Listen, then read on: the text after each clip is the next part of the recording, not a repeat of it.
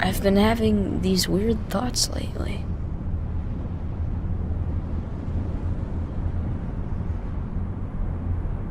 Like, is any of this for real? Or not?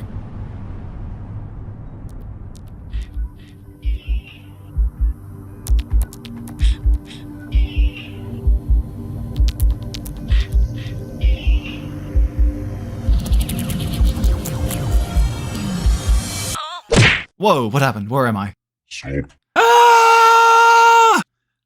Kingdom Hearts, the most ambitious crossover ever created until Super Smash Bros. Vs. PlayStation All-Stars. It's one of my favourite series ever, one I've grown up with and that's changed and grown alongside me. And thanks to my ADHD, it's also been something of a massive hyperfixation for me, as I recently decided to replay the entire series, which weirdly and accidentally coincided with the game's anniversary. And seeing as I have my own YouTube channel and nothing else going on right now, a genius idea hit me. I'ma pay tribute to this series that I love the best way I know how, by making fun of it for however many videos it takes for me to be satisfied. This is a Kingdom Hearts summary that nobody asked for. You're welcome, YouTube.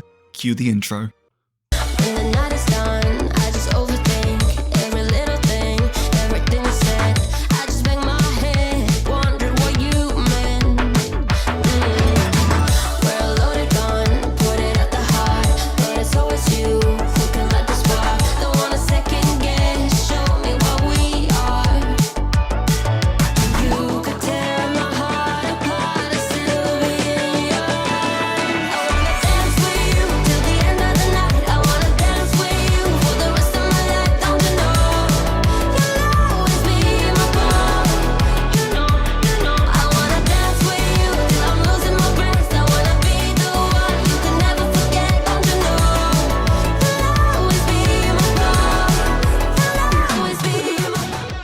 So while the game technically starts with the single greatest song we unworthy humans have ever been blessed with, I cannot actually play it without copyright lawyers tearing my channel into bloody strips with their teeth. So we're jumping right into the tutorial, and this is where the game hits you over the head with the big questions that will determine how your playthrough will work. What's your personality? What are you afraid of? Do you want to go with the Shanky, Tanky, or Red Mage build? No, you don't get any context. Fucking deal with it, bitch. You're in my world now. By the by, if you're new to this game, then it's actually highly recommended that you take the shield and give up the rod, since your defense, HP, and some incredibly important skills are tied to the shield, like the power to not die while healing, and the ability to fucking block. Conventional wisdom holds that you're basically handicapping yourself if you pick anything but the shield. Which is why you absolutely should not do what the fuck I'm doing, because I like spellcasting and making poor life choices and also have a bone to pick with people. Don't worry, I'm a professional. And it looks like the consequences of my actions are already out to get me, as the platform shatters into my big fat ass and I get tossed into a combat tutorial. Then an interaction tutorial. Then thrown out on the front porch to get maliciously judged by the people I thought were my friends. Don't worry, I'ma kick all their teeth in later as recompense, so it's all good. Sadly, my totally justified and proportionate revenge will have to wait, as I'm forced to head to the Beauty and the Beast platform to fight Tall, Dark, and Scrangly over here. This is Darkseid, who features as the tutorial boss of the game, twice. And while I feel like he expects me to be intimidated, Sora is a teenager, and therefore ready to fist fight God at a moment's notice. So he doesn't last 2 minutes because this ain't my first rodeo, and I know the secret to farming him for tech points, which means I level up twice in the fight, and he takes this so personally that not only does he do whatever the fuck this is, but he also comes back to fight me later, with similar results. But for now, it's time to wake up. No, get off me! Ah! Oh, just a dream. Ah, damn it, Kairi! Sora, you fag, are we having another wet dream about big men? What, no? Well, kind of, but not that kind. Gay. I'm not gay. Yeah, sure. Well, what do you dream about? Well, you know, I'm just hanging out with people cooler than you. Wow, thanks. Oh, I'm just kidding. Me and your boyfriend still love you. Jeez, you're mean sometimes. Also, I don't have a boyfriend. Yeah, but you know, sometimes you're just so gay, it makes you just way easier to pick on. Wow, rude. Hey, are you being mean to Sora for being gay without me again? Hey Sora, look, your boyfriend is wood for you. It's for the raft, stupid, and I'm not his boyfriend yet. What do you mean yet? Oh, ow! Oh shit, Kairi, distraction! Fuck, race you to the bridge? Yes, okay, Sora, race you. Race for what now? I missed it, the log hit my head. Okay, go.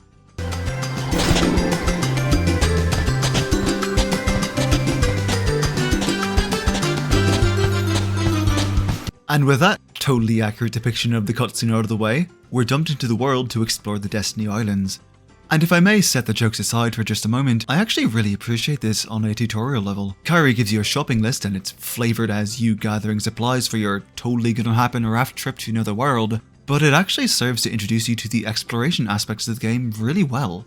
You're sent all over Hell's Half Acre looking for your shit, but at the same time you're getting used to the game's movement system, learning to keep an eye out for hidden items, and you're being taught to use the environment to your advantage. You're also beating the shit out of your friends because this is an RPG what we're playing and you gotta level the fuck up. So I just spend an hour kicking Wakka's teeth in to grind out a few more precious levels before shit hits the fan. Oh, don't give me that look. I'm a squishy boy right now and I gotta level the fuck up because a storm is coming and none of these losers will have to fucking suffer through it like I will. Now get the fuck up, Wakka. I gotta farm you for tech points. You know? This is probably why you never see Wakka in the other games again. I'm just picturing Sora walking up to the poor guy on a daily basis, tapping his wooden sword against his open palm and calling out, "Wakka, do you want to train?" And the poor guy's just huddling behind Tidus like, "Don't let him get me, man!" Oh god, I am an evil person. But yeah, once I'm done beating Wakka's face concave with his own balls and asserting my dominance over Riku in exchange for a growing stock of potions, I bring Kairi the supplies and then they have a cute if pointless conversation about something unimportant. And we cut to Royal Magician Donald Duck, who discovers that the king is missing and freaks out. Which, of course he fucking is. Mickey's single defining character trait in this series is being either absent or completely useless when you need him the most. Oh yeah, and Goofy is the captain of the guard. Which makes perfect sense if you don't think about it at all. Neither one of their positions matters at all in the entirety of the series, it's just funny. Anyway, Donald commits assault and then we're back on the island, where Kairi gives us another shopping list for provisions, consisting of some water, some fish, a seagull egg, and some mushrooms. You know, I'm getting the distinct feeling that these kids haven't really thought this raft trip through. Couldn't tell you why though. Oh, and Riku asks me what I want to name the raft, which is a mistake. Now I could be immature, or childish, or immature and meta, but instead I'm going to be completely fucking childish because I'm determined to give you all a much worse impression of me by the time I'm done with this project. Anyway, I submit my absolutely superior raft name, but Riku wants to call it something else, meaning my honor has been sullied and the boy has to die. Or we can just race for it, if you're into that. Fucking killjoy. And Riku is like, the winner gets to share a Powerpoo with Kairi, and Sora's like, hang on, are either of us even into girls? But there's no time to answer that question because the race is on. And this is hardly a fair contest for Riku, because he doesn't have my secret weapon, which is... Fuck! Okay, let's try that up. Fuck! He doesn't have... Shit, hang on. He doesn't... Time travel! Riku doesn't have time travel. And so I win fair and square, don't give me that fucking look. Riku throws me the dumb fruit I didn't fucking want, and then I'm finally free to find all that food that will definitely last us for that raft trip we're definitely taking. And you have to look in some specific places for those mushrooms. Which means I stumble into a small cave and find a weirdly out of place door that definitely isn't significant at all, and most certainly will never come up again. It's just a normal door in a cave, don't worry about it. What's this doing here? How did they even manage to get into that tiny hole? What the? Where did you come from? Who are you? What? I can't... Can you just... You're kind of muffled? I literally cannot understand what you're trying to tell me. Darkness. What do you mean, darkness? Faggot. Wait, what? Hello? Oh good, you found the... what's wrong with you? I don't want to talk about it. So I bring the cave shrooms back to Kairi and then they have one last chat about how they're totally gonna set sail. No really guys, definitely gonna happen. And then we cut back to Disney Castle where we finally read Mickey's letter, which basically boils down to, ho ho, go find the plot while I fuck around and do nothing to help, ho ho. And he is the fucking king, so they don't really have a choice in the matter, forcing them to set off to kick the story in gear and giving us the single funniest moment in the entire game.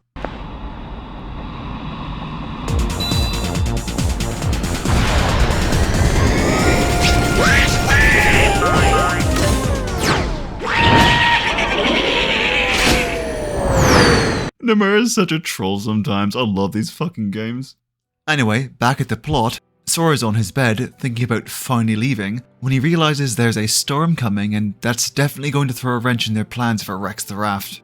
Sora, dinner's ready, come on down. Sorry Mom, I have to run to the island quick, it's really important. Sora, if you go out in that storm, you are grounded until you turn 18. Sora? Oh my god, I can never go home. Sora arrives on the island and, judging by the boats, Riku and Kairi had similar ideas. Though that's just a little bit less important than the fact that shadow monsters are suddenly spawning from the ground all around him. Monsters you can't actually hurt, so you just have to run and find your boyfriend for help. Riku spouts some cryptic bullshit that doesn't matter and fucks off into a pool of darkness, but at least he leaves us his spare key, which means now I actually can deal with the Legion of Shadows leaking into the world like homicidal chocolate chips, and it's time to show the darkness who's boss. Oh yeah, I equipped the stun impact ability. I've had it for a while, but because it's literally useless against any of the other kids, I just didn't bother with it. But considering it's the only offensive ability I have, I figure I might as well equip it now before it becomes completely obsolete by level 12. Also, call me crazy, but that door might be important. Partially because pretty sure it wasn't there before, but mostly because nobody in this game will ever shut up about doors or keyholes, and I'm very good at picking up on context clues. Better go make sure it's on the level. Kairi, are you okay? Oh, hey Sora, I'm really tired. Could you carry something for me? Yeah, always. What is it? Me, night-night.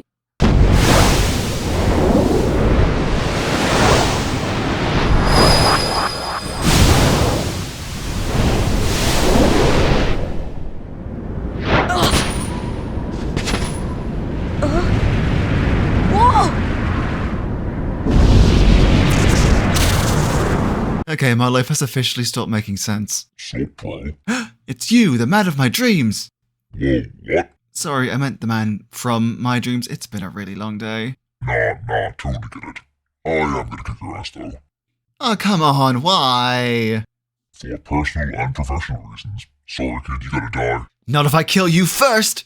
This ain't a dream anymore, kid. Now prepare to... Oh, fuck! What the hell just happened? Fuck you, I regret nothing! Ah! And that's it, game over. Sora's just dead, swallowed up by the darkness.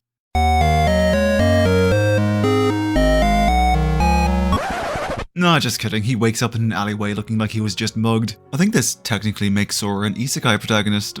Anyway, it appears that I'm all alone in this new world. So being the level-headed young protagonist that I am, I go off in search of a responsible adult. Sadly, the closest I can find is Sid, which is like looking for a band-aid and finding a slightly used blunt rolled paper.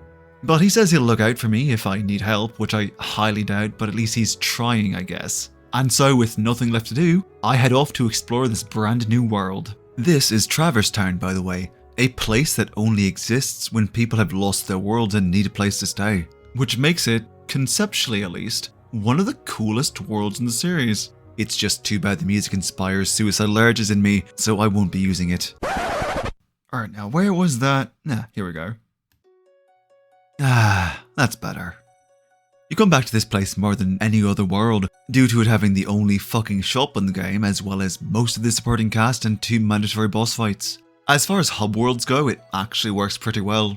And you'll eventually be more familiar with its layout than that of your parents' house, with how often you're forced to come back here. Oh, and this is also where you finally get to meet up with Donald and Goofy, but not until after you crawl across every inch of this light forsaken town, just missing them a dozen fucking times because the game is a massive tease. It's okay though, I got some decent grinding in since the Heartless are also here and keep popping up like an unruly street gang intent on taking my lunch money and stealing my heart, but I slaughter all of them because I have a big fuck off key and I know how to fucking use it. Eventually, after scouring every available section of the town and making no progress, I return to Sid in the hopes that he can do his damn job and help me out, but he's still got nothing for me, and I'm sent packing with no leads and nary a friendly face in sight. Oh, that was a bust. I miss my friends. So you're the one, huh? Been causing a lot of noise around town, kid. Jeez, is anyone here capable of just being nice to me? No, now give me that key. No way, I need this to unlock things. What things? You've just been running in circles fighting Heartless for an hour. Yeah, I unlocked their insides. Fucking what? Don't make me hurt you, kid. You don't scare me. I took the big buff guy from my dream easy. What are you? Okay, fuck it. I'm just gonna kick your ass, kid. Not if I kick yours first. And then I do, because I'm better than him. You fight him 2 more times in the Colosseum, and he's only marginally harder each time. Aerith would be more of a challenge than Leon is, honestly. If only because I'd feel bad about beating up a more likable character. Ha! Told you I'd kick yours. Time to celebrate with a nap. I cannot believe that fucking happened. Jeez, you really suck today, Squeon. I was going... The fuck did you just call me? Your name change is dumb and confusing, so I mashed them together. Pretty smart, right? Is this why Cloud left you guys, Yuffie? Or are you like this because he left? You know, Squeon, sometimes words hurt. Just grab the fucking kid. Yeah, okay. Where the fuck am I? What is a child doing on my lawn? Where the fuck is Leo? Excuse me, sirs, do you have a moment to talk about Lord and Saviour, Disney? Okay, dummy, time to wake up. What? Jeez, you look terrible. You feeling okay? I think so. Good. Heartless are after you because you have the Keyblade. But, you know, you're kind of safe for now just because you're so... Phew, thanks for the help, Kairi. Who the fuck's Kairi? I'm the great ninja Yuffie. Damn it, Squeon, you broke him. He was broken when I got there. Don't try to pin this on me. And stop calling me that. Sorry about that. So you're Yuffie and Squeon? My name's not That's Great Ninja Yuffie to you. What makes you so great? I'm absolutely adorable. Well, you got me there. Right, so these two exposit what the fuck the Heartless are and what the Keyblade is, and also tell Sora that he's the chosen one. Yup, the only Keyblade wielder. The one and only. Definitely not going to see more of them in the future. Certainly not in this game. Oh yeah, and Donald and Goofy are also getting a lore dump as Aerith takes them aside and is like, have you ever heard the tale of Ansem the Wise? And they're like, why are you talking in that voice? But then the Heartless attack and save me from having to come up with a clever answer. Squeon says not to bother with the small fries, but he's not the boss of me, and I go on a murderous rampage throughout the 2nd district until I level up and gain access to Ripple Drive, which means I win. I'm serious, Ripple Drive sends most enemies flying like you stepped into Dynasty Warriors, and one hit kills both shadows and soldiers. So that means that, for the rest of this world and all of the next one, outside of boss fights, I am an unkillable golden god.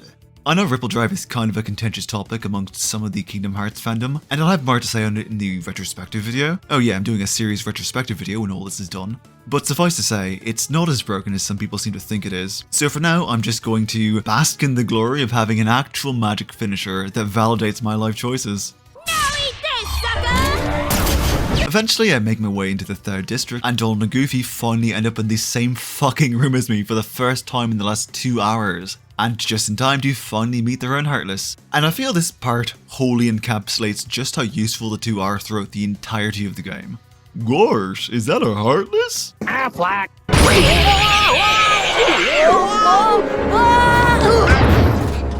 Absolutely perfect, I wouldn't change a fucking thing. They do then prove themselves to be at least minimally helpful in combat, but make no mistake, viewer, you will have to get used to being the only competent person in any given room, even if you do switch them out later on. This also leads into our first real boss fight of the game, which is against the guard armor. The guard armor is noteworthy in that it can split itself apart to attack from different directions, which I imagine it considers to be an advantage in some way. What's funny is the first time I ever saw this boss, I was watching my older cousin play the game, and the fact that he lost to it made it seem that much more intimidating to little Babby Rurton, back when I was but an uncracked egg. But a couple decades and a gender revelation have left me stronger and braver than ever. So I strike the guard armor down with righteous fury, and that's the end of that. So I send the armor back to Renaissance Fair Hell where it belongs, and then Donald and Goofy recruit Sora by, and let's call a spade here, lying to him, and the three agree to set off on an adventure as the core cast of villains all spy on them. And they seem to think they're being mysterious, or cloaked in shadow, but because I have an IQ higher than the room temperature of Alaska, I'm on to their game. Anyway, Squeon, Yuffie, and Aerith give you some spending money to help fund your journey, and Donald gives me my first spell, which is great. Now my MP bar is useful for more than just whipping it out and size shaming other mages. And it's the fire spell, which you can spam to turn Sora into a rapid fire cannon, which I will be abusing for the entire rest of the game. And I do believe that's the end of Traverse Town, which means it's off to... oh no, oh fuck me, that means I have to go on to the...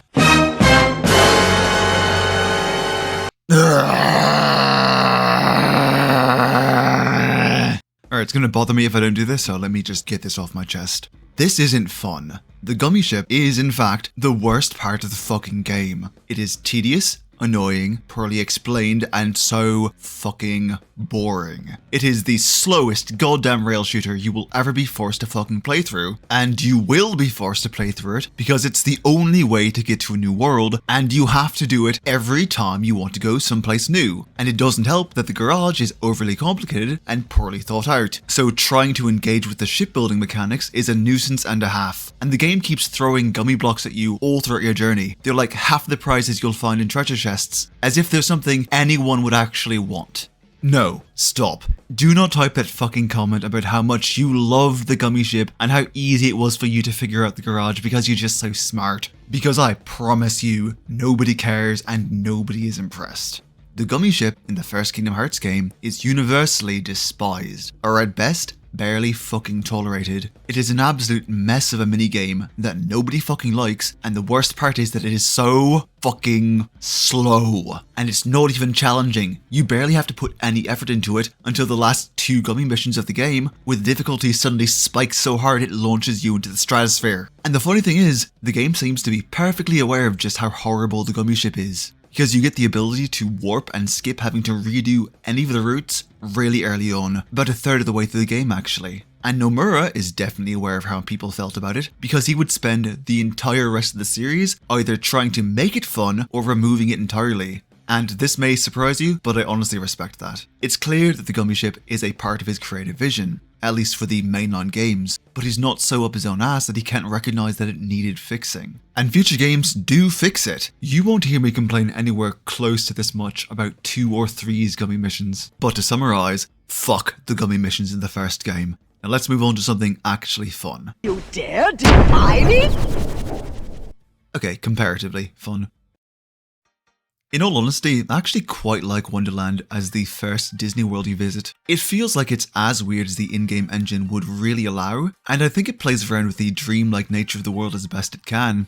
Just a shame it's so annoying to actually get through. Yeah, as fun as the concept is, the reality is that the game just gives you the constant runaround as you have to continually shrink and grow yourself to get around and solve puzzles, and the platforming is annoying as crap because it requires precision in a 3D space well before you get any actual platforming abilities. Oh, and somehow the doorknob is even more useless than he was in the fucking movie. If this world was any longer, it would suck so bad. But anyway, you arrive in Wonderland just in time to catch the bitch of hearts putting Alice on trial for allegedly trying to steal her heart. And Sora, being the goodest of boys that he is, says that she's innocent, and the Queen's like, okay, prove it then, twink boy, and allows you to go gather evidence to exonerate the dozy blonde.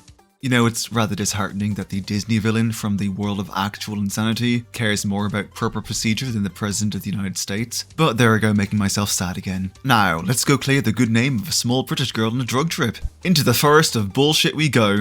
And of course, the first thing we meet there is the Cheshire Cat, who is about as unhelpful as any other cat in the world would be right now, but somehow twice as smug about it. He does give you some cryptic advice, which I'm honestly rather full on after all the games I've played lately, but he also gives you the Blizzard spell, so he's not totally useless. Anyway, we collect the evidence and return to the cart to present my findings, only for the Queen to say that she also has evidence, which she then shuffles together with mine and says to choose one, which is obvious bullshit, but it also provides the opportunity for an absolutely hilarious outcome where the evidence points to you or Donald and Goofy. Unfortunately, I didn't get that outcome, and the Queen just decides that she doesn't like us and orders us killed, which I guess she is in her right to do, she's the Queen after all.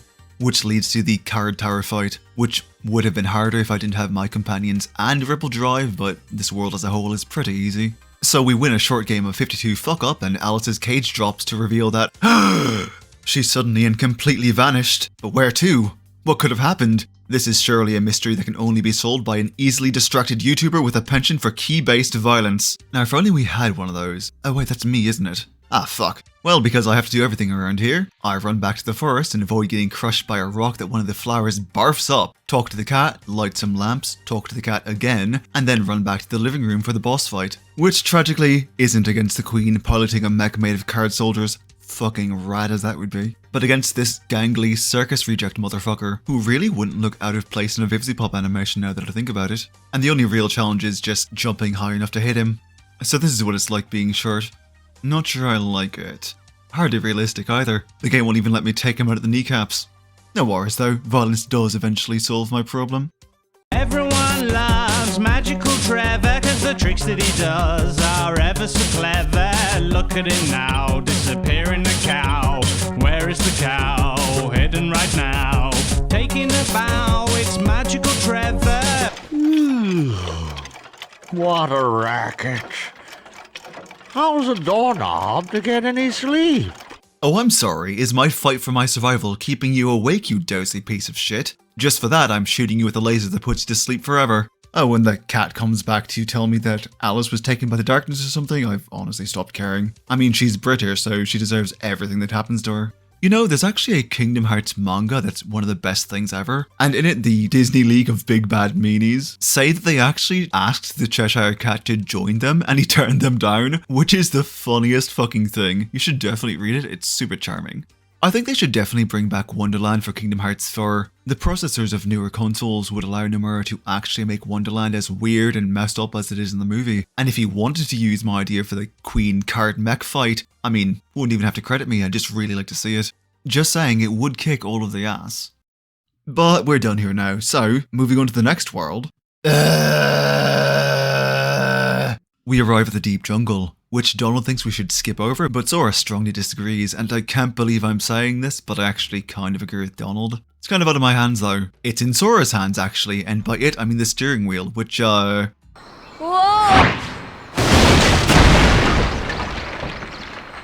doesn't go so well. It's fine. Fall damage canonically doesn't exist in the Kingdom Hearts universe, and after a brief scuffle with a very bad kitty, Fire!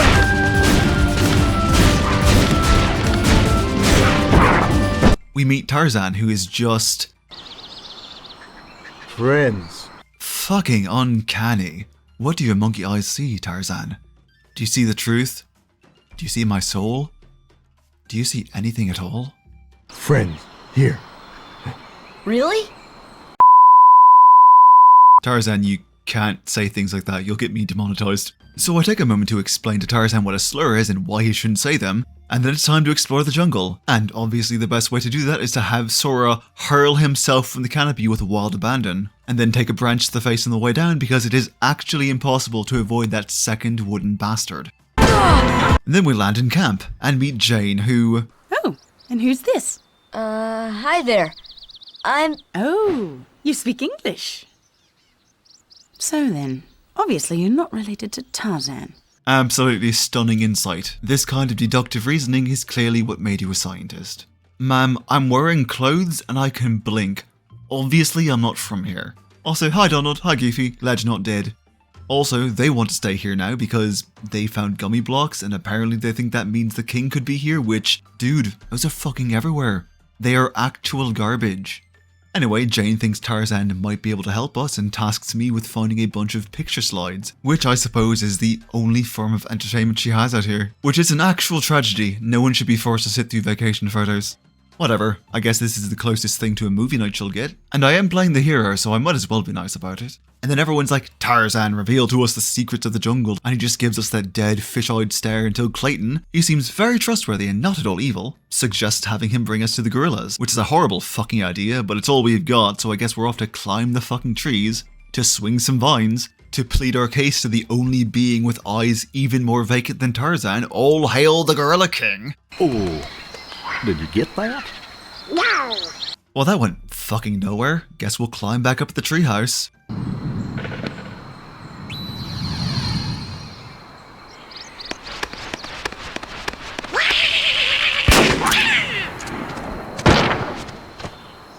Oh my god, Clayton, I trusted you. You are henceforth banished. Get the fuck out of my tent. And apparently we have to save all the gorillas now, which leads us to the Kingdom Hearts trademark special fun time of where the fuck am I supposed to be going? Located in the secret 17th circle of hell. Population? Just me. How do you play? Oh, it's very simple. Run over here, fight some Heartless. The gorilla gives me a gummy block. Wow, thanks. I will never fucking use this. Run over there, save another gorilla, get more garbage, climb up the trees again, miss a vine and fall into the Hippo Lagoon, climb back up again, go back to the treehouse, save another gorilla for another garbage block, slide down the trees because I don't remember where to go, get attacked by Sabor, fight 5,000 monkeys, go back to the treehouse. Sabor, will you fuck off? Go back to the treehouse while a gorilla tries to les it up with Jane, fight Sabor again, go save Jane and her gorilla lover from prison, and simple and clean is the way that you're making me. I don't much care for this world, is my point. And it's capped off by a fight against Clayton, which, I don't wish to be hyperbolic, is one of the worst fucking fights in the game. It's a 2-phase boss fight that actually restores Clayton's health the moment he summons his big bitch of a companion, and his attacks are invisible, which makes them exceptionally hard to dodge or block for newcomers to the game. This isn't helped by the fact that, even when the stealth sneak drops its cloaking, its laser attacks are still hard to avoid by virtue of their weird-ass trajectory and timing. And you have to avoid both of their attacks at once, which is really hard with KH1's limited movement system. And to top it all off, this is the fight you need to clear to get the Cure spell. So you'll be forced to rely on your very limited item pool, and if you forgot to restock your equipped potions, you might as well just fucking give up and let it game over you. All of this combines to make it such a stupidly hard boss fight, especially for newcomers and especially for kids that, thanks to the original game having no cutscene skip, an entire generation of gamers had this line burned into their brains. Clayton! Not Clayton. Not Clayton. I'm sorry to set the comedy aside for another rant like this, but this fight is just not fucking fun. It should never have been put this early in the game, or at the very least, it should have come after you got Cure. And sure, I beat it on attempt 1 right here, but I'm also a veteran who's played this game several times. And I think it's very worth noting that this is not a mistake this series would make again. Instead, it would go on to make new mistakes with bad, unfun bosses. Looking at you, Spellikin, and Leechgrave, and Curtsies. Oh wait, that was this game, wasn't it? Anyway, after kicking Clayton's ass and introducing him to the wonders of Vor, Yeah, he got chopped instead. Kerchak shows his gratitude by fucking launching Sora into the sky, which very conveniently has us land right at the heart of the world. Don't question it. Once there, Tarzan says something that I can't say on YouTube, and Drain translates that as to mean that we keep our friends in our hearts, which is very touching, but not at all helpful for actually locating 2 missing children. Oh, and I locked the keyhole to keep the butterflies out. Not much else to say, really. I didn't like this world at all. Alright, onward! Also, to save you from having to hear my bitching each time, I'm just gonna skip over the gummy missions if nothing noteworthy happens from now on, so just do me a favour and imagine me slamming my head on the wall out of sheer desperate boredom every time we jump to a new world, okay?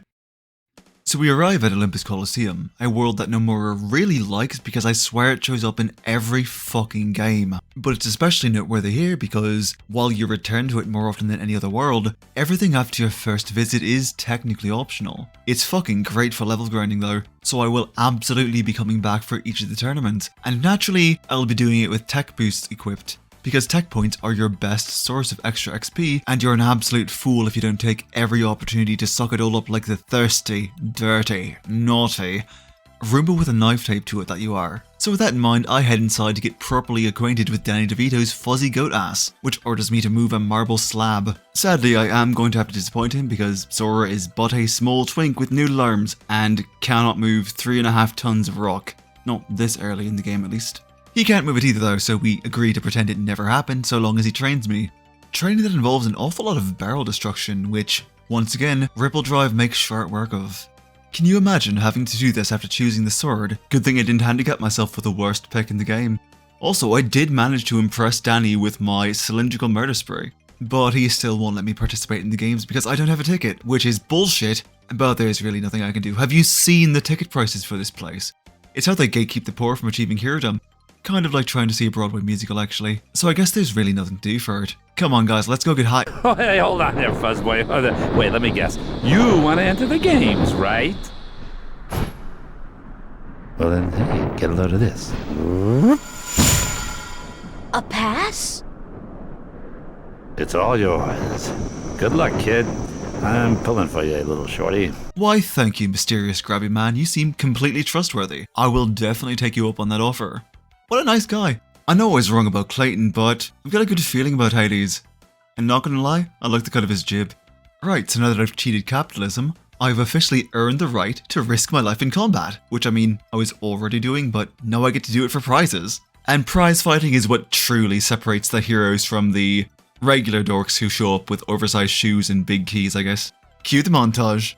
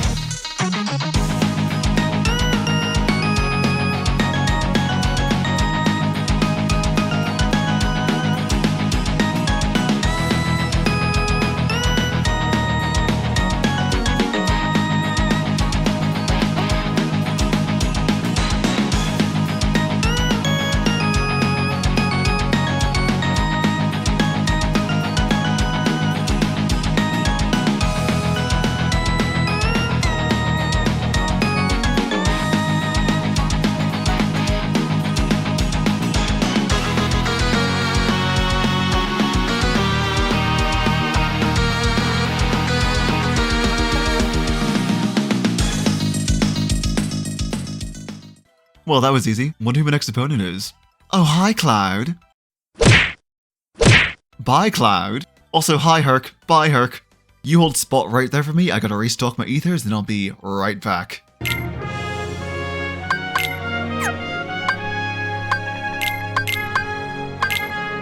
Alright, let's go save Zeus's bastard. Definitely won't be the last time I do this.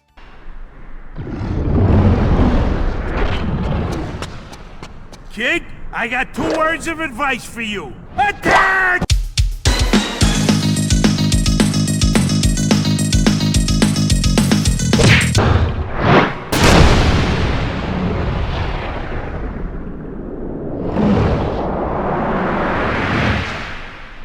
And yay, I win, and I got permission to enter the rest of the games. You know, once they hire a janitor willing to fix up a smashed arena. Unless Phil also builds fixing that as hero training, which I could definitely see him doing. Ah well, I've got places to be. Bye guys. Oh, but before I can go, Cloud wants to have a quick chat because I guess Mom says it's his turn to be ominous and vague. I tried to exploit the power of darkness, but it backfired. Well, that's very interesting, Cloud, but I'm head out now because I'm lying. I'll see you in 6 hours when I have to prove that I'm better than you again. Bye! So from there we head back to Traverse Town because maybe Leon knows about the weird gummies we found in the keyholes. Oh right, I found some weird gummies in the keyholes. I didn't mention them till now because they weren't relevant. Anyway, I run off to find Leon, which requires just a little bit of property damage. And he tells me about how each world has a hole that the Heartless will try to fill with their hot, sticky darkness. But the Keyblade can provide proper protection by locking them out and keeping them from catching their nasty STDs that will inevitably destroy them. What? Oh, and Squeon has no idea what the gummy blocks do, but Aerith says Sid might. And then for no reason explained, but possibly as an apology, he gives me a shiny rock. You know, this might be one of the reasons nobody likes you, Squeon. Well, Squeon, this has been a complete waste of my time, but thanks for the rock, I guess. Now please stay the hell away from me until it's time to humiliate you in combat again or you grow a personality. The latter of which I know doesn't happen to the second game, but I can always dare to dream, can't I? I run back to Sid, who says the thing I have is a navigation gummy and he'll install it if I deliver a book he was fixing up for some old guy of no import. Well, I guess it's not a real adventure if you don't go on annoying fetch quests, but let the record show I'm doing this under duress. So I bring the book to the old abandoned house on an island on a lake underground in the middle of town, which isn't the least bit suspicious or concerning, where we meet... It smells like my grandma's house in here. Kairi, where the fuck did you come from? See if you can get some weed from the guy who lives here. My grandma's had the best shit. What? Garsaur, who you talking to? Whoops, it was all a hallucination. Oh well, time for another Disney cameo. This time from Merlin, the wizard from that really old Disney movie that's boring as sin for 95% of the run through. And he's here with the fairy godmother who turns my rock into furry bait and unlocks the power of summoning. You know what, lady? I think I'm good. Simba's really only useful for eye candy if you're into that, and I'm kind of not. So I'm just gonna not touch this feature until I get the Sasa healer if it's all the same to you, so bye. Rushing to escape the elderly before the smell sinks into my clothes, I run into... There you are. What's going on? my boyfriend! Finally, a character I actually want to see. And this scene is genuinely adorable. It's super heartwarming to see Sora and Riku just so happy to see each other. And then Sora's like, Riku should come with us. And Donald is like, and then Riku fucks off because Donald made it weird. And he has to go vent to Maleficent, who's all like, that boy's no good for you, son. But Mommy in the darkness will always be there for you. And Riku just kind of goes along with it because he's very conflicted and gay right now. And also maybe contemplating doing something terrible, who knows? You choked me out like I was trash. For that you should be dead. But. Oh, and I turn the quest into Sid, who installs the navigation gummy and also throws in a warp gummy to be nice, which will allow me to skip gummy routes I've already gone through. Sid, if I didn't think I'd come away with it with a mouth like an ashtray, I would kiss you full on the lips for this. So instead, I'll just go ring that fucking bell you lot won't stop banging on about. How's that sound?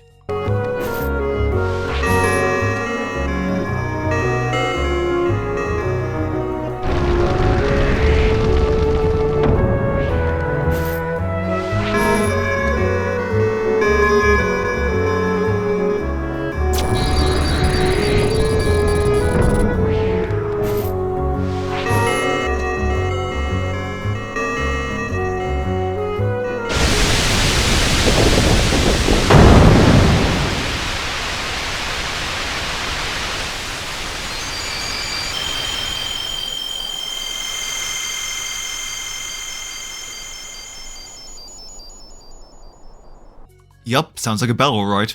And I guess as long as I'm here... Ah, shit. Hey, didn't I already fight you?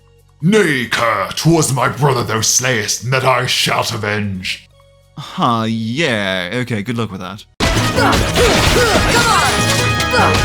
Gotta be honest, I'm not impressed. The nerve! Behold then, knave, my true form! What say you, demon, brother slayer? Devil child born of that most baleful light, what say you now? I say, play the music, I guess. The what?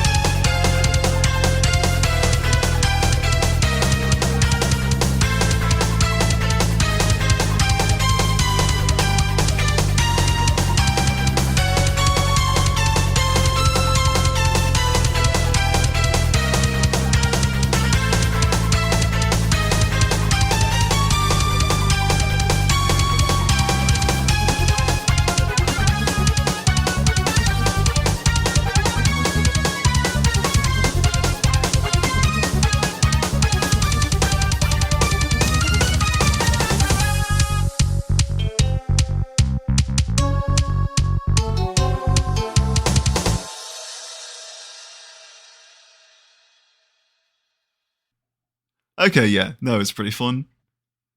Hey, Sid, do you know that Heartless can talk? Kid, did you get into Merlin's stash of wizard weed or something? You know, I think I might.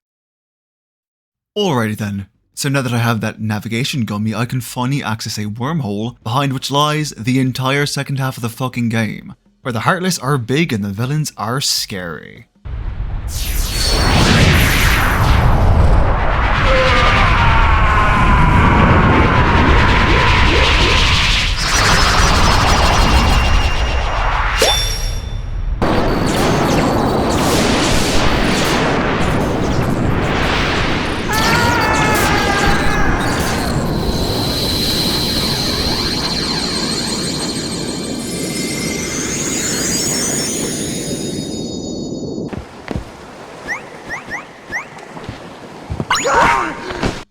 Or where the villains just are, I guess.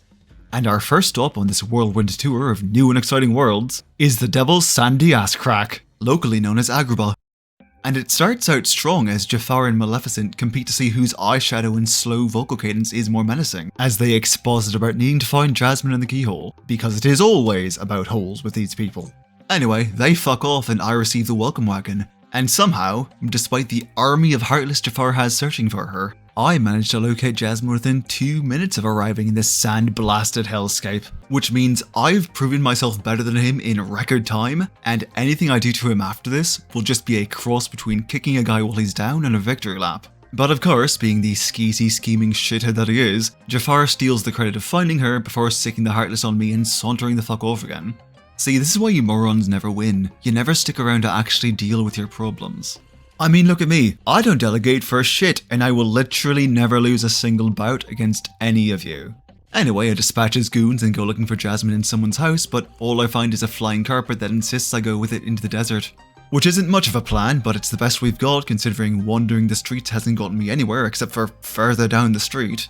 So I hop on and it takes me to find Aladdin, who is currently up to his lack of nipples in quicksand and heartless, one of which I can actually do something about. Side note, did anyone else, when you were a kid, imagine that quicksand would be a more common adult problem than it actually is? Unfortunately, it seems Aladdin doesn't trust me to dispatch 5 more of the exact same lot I just made mincemeat out of, so he wastes his first wish to get rid of them. Yeah, he never was very smart. His heart's in the right place though, so I won't hold it against him too much, so long as he helps me shove my key up Jafar's ass and find out what I unlock when I turn it. I'm guessing either his prostate or his death. Either one's fine with me. Well, help might be too strong a word for the companions in this game. I'll be pleasantly surprised if he manages not to trip and impale himself on his sword, but he's determined to save Jasmine because he loves her or something, so I guess he can come along. He's lucky I'm a romantic. Also, Genie is here. Hi, Genie. Anyway, I commandeer his ride and we return to town and fight some more Heartless, and you know, I find I'm having a problem in that my damage is kind of dropping off at this point in the game, which is because the Heartless have all gotten stronger, but I'm still slinging around my old equipment and tier 1 spells with only 1 increase in my MP bar in the last 15 levels. And there's no real fix for that right now except to either grind or power through with nothing but my skill. And considering the mildly rabid tryhards these games attract, who are no doubt already gathering in the comments to vomit their vitriol about me being a fake fan for choosing the rod, the best way to avoid provoking those people further would be to do the latter. So I grind black truffles for a half hour because I don't actually care what the snippy losers have to say and I don't have anything to prove since I'm doing this for fun, and then I run off to the next boss fight 8 levels higher. Problem solved. So we find Jafar at the palace gates, and because he's an idiot who still hasn't learned that I can handle anything this loser can throw at us, Aladdin wishes for Genie to save Jasmine, and then somehow manages to get the lamp swiped by a fucking bird like the scrub he is. I have no idea how you've managed to survive not being smarter than this.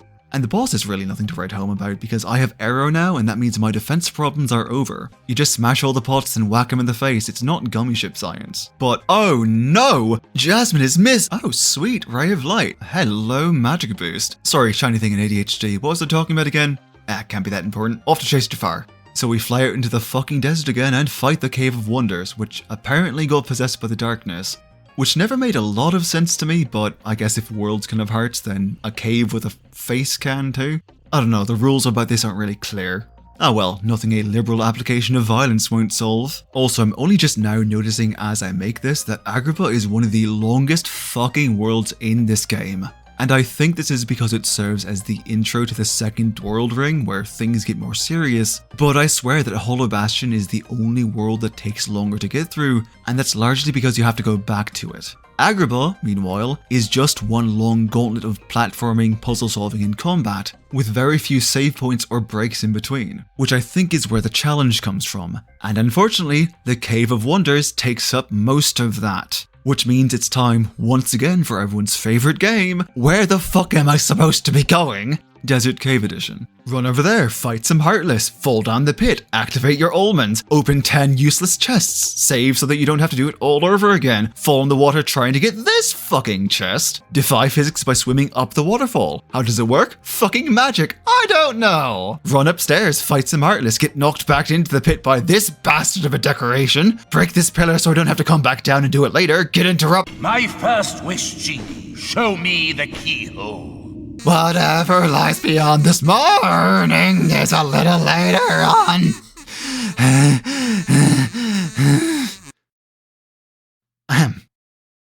So I arrive in the boss room just in time to see Jafar giving Maleficent parenting advice, and I guess my presence made the situation a little awkward because she pieces out and Jafar orders Genie to crush us for our sins, which...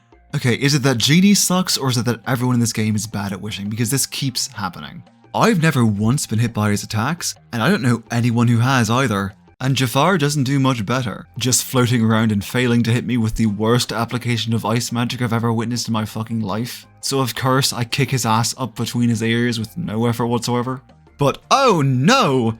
Jafar uses his last wish to become a genie. A genie who's somehow even worse at this than the reluctant Crusher. How do you suck so bad? God, the second game is so much better for this fight.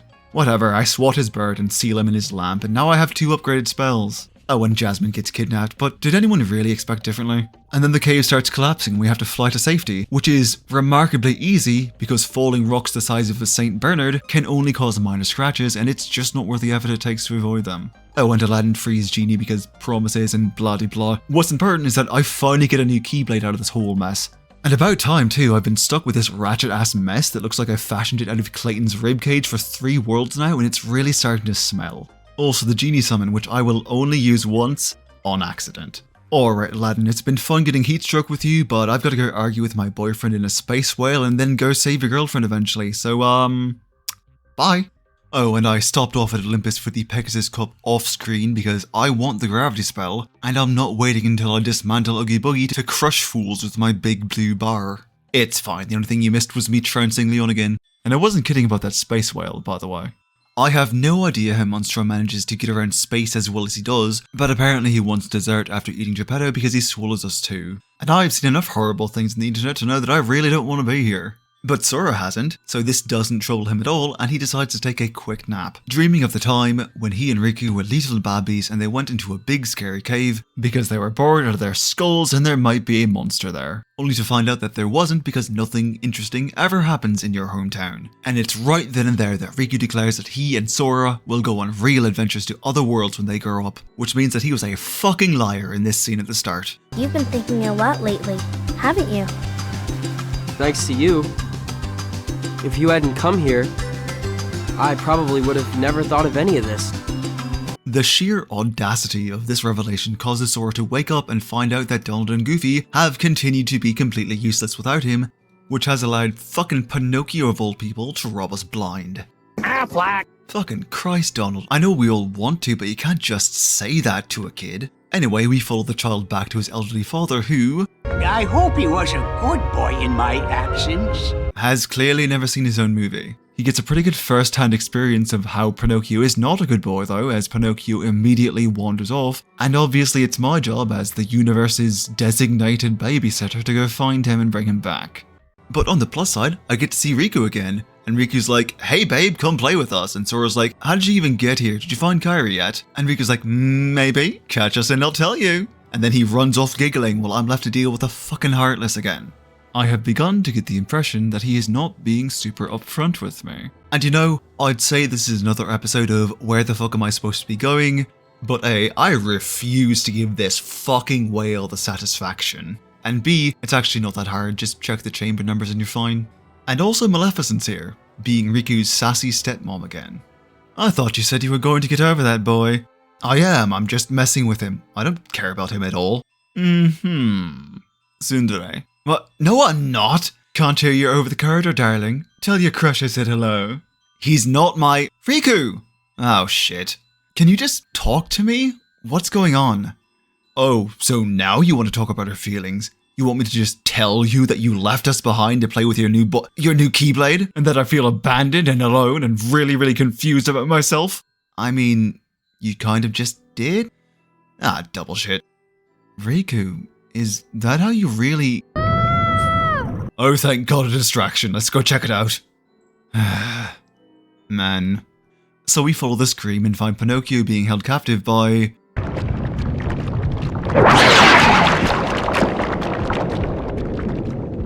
the horrible love child of Baronade and a jack-o'-lantern.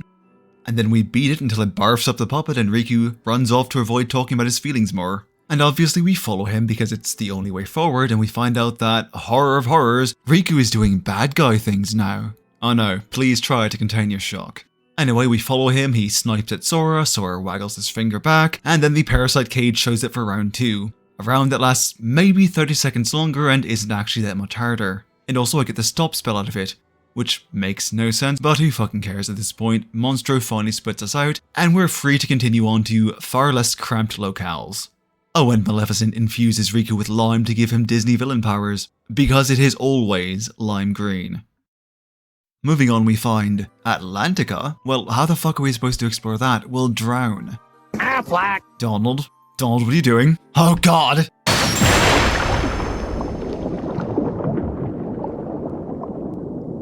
Okay, does anyone else find it weird that mermen have nipples but Aladdin doesn't? Pick a lane, Disney. Either nipples are a myth or Aladdin is a freak of nature. Oh, and we meet Ariel. But I'm just gonna skip right over that because the swimming tutorial is boring and this scene is just uncomfortable. Ariel says she'll take us to meet her dad, so we make our way there, and honestly, traversing this liquid hellscape and fighting Heartless takes up 95% of your time in this world. There's barely any plot. It's just swim around, fight some Heartless, Triton is an asshole who's driving his daughter away with his controlling nature, swim to Ariel's hard, fight some more Heartless, agree to help Ariel find the keyhole, fight some more Heartless and grope a dolphin, find a sunken ship and get attacked by a shark, kill the shark, go back to the horde. Triton's an abusive asshole. Ursula takes advantage of Ariel, fights some more fucking Heartless, interrupt Ursula's big moment, and on and on and on until boss fight. And the thing is, I was all set to whine for like 5 minutes straight about how much the combat sucks in Atlantica, because you can't dodge or block or use finishers and the underwater movement system sucks a fat one, and I remember hating this world with my whole ass thussy. But since I last played, 2 things have kind of put it in perspective for me. The first is that, annoying as Atlantica is in this game, at least nobody is fucking singing, unlike in 2. So that really made me like it more. And the second is that you're not supposed to just be hacking away with the Keyblade, you're supposed to be using magic. Because that's the thing about Atlantica, it's built around the idea that you'll be casting. As I said, you can't block or dodge or use finishers, and the movement system makes getting within whacking distance a fucking hassle. But the solution to all of this is to cast fire. Like, at all. I'm dead serious, the fire spell is absolutely broken in this world. Most Heartless go down in 1 or 2 shots, and the most common enemies you'll find all hemorrhage mana orbs like you just shanked Merlin. How strong is it? It's this strong. Fire! Fire! Fire! See ya! And fire uses so little NP and can be cast so quickly that you can dismantle an entire encounter with it and then regain half the MP you used up in a total of like 10 seconds. So there's no actual reason to not cast it unless you're really trying to build up that extra MP bar. On top of all of that, you've just finished Agrabah and gained Fire, plus there are special chests littered all around the world that will only open if you hit them with the right spell. And if that's somehow not enough, Triton literally tells you that Ursula's cauldron needs to be hit with magic to stun her so that you can smack her for realsies, which clues you in to stock up on ethers and map some spells to your quick select. And take a wild fucking guess which spell is best used to explode Fire Cauldron. So the entire world is basically screaming at you, use magic dipshit, and only people who aren't paying attention or are stupid won't do that. So this world was never actually that hard, people were just being dumb. Yes, I am saying I'm smarter than you were as a teenager. So with that in mind, I blast my way into Ursula's lair, blow up her cauldron and also her pets, and then chase her down for the real boss fight. A fight that's only challenging because it demands high mobility when your ability to move around has been neutered. But it's okay because I have Cure and Arrow, and all she has is a big head that makes for a great target. So... This poor unfortunate soul!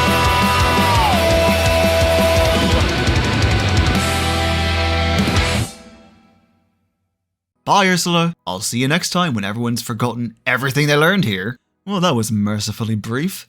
Oh, and Triton reveals the keyhole, so we'll lock it and get the fuck out of his ocean. Which we do, and then do, and now we can go somewhere actually fun. In this town we call home, everyone hail to the pumpkin song. In this town, don't we love it now? Everyone's waiting for the next surprise. Sorry, couldn't resist. So we arrive in Halloween Town to find the Heartless, those most dangerous of monsters and the primary force of evil in the game, loitering. Those dastardly fiends, is there no low to which they will not sink?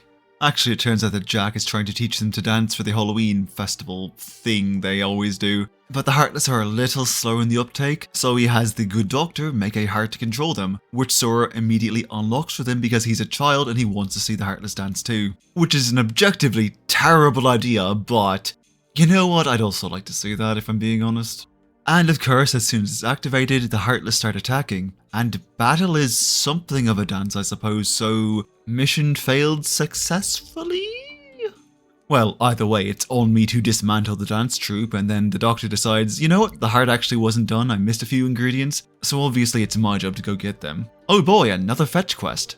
Be still, my fucking heart. They're actually not that bad, the game really doesn't do padding for the most part, and the ingredients are surprise, which you get from the mayor after playing a little memory game, and memory, which you get from Sally, who thinks this is a bad idea. Sally's got a good head on her shoulders, Jack should start listening to Sally. He doesn't though, because when has he ever? And the heart gets stolen by Lock, Shock and Barrel as an offering to their dark god, which means it's now my job to track them down. This involves a lot of combat and platforming, and also that curly hill thing. And can I just say that I really appreciate Oogie's sense of aesthetics? Dude was just like, what if the only consistent thing about me was my inconsistency? And he worked that into every aspect of his being, which I respect. That is dedication to the craft. Won't stop me from trouncing him though, right after I bully his little minions for being little cosplaying nerds. Would you rather fight a bunch of kindergartners? I want to fight kindergartners. See, that's not even the whole... Those kids are getting slapped! Well, that was fun. Okay kids, I'm gonna go kill your boss now. So I run down to the green door and find Oogie, and I can't help but wonder why this one line went unrecorded.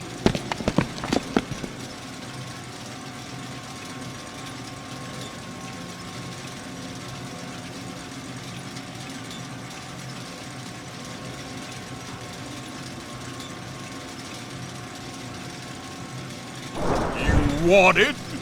Well then, come on over and get it! Ah!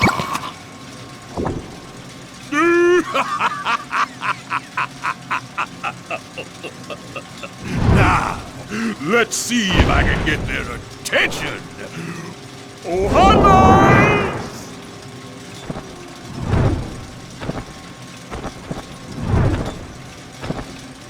this is it. Nobody disrespects me! Nobody! This is the other thing I appreciate about Oogie Boogie. He's completely fucking pathetic. Dude's the easiest boss fight of any of the Disney villains, utterly failing to even knock out Donald, which is something normal Heartless can do. Come on, Oogie. And then when he loses, he just sort of pisses himself and deflates in shame before he transforms to phase 2 and fuses with his house. And even then, the only real challenge is just finding all of his hidden zits so you can go demo crew on his big fat ass. But you know what? The whole thing's just so wacky and fun, and so just Oogie Boogie, that I can't help but love it. It is legitimately one of my favorite boss fights of the entire game.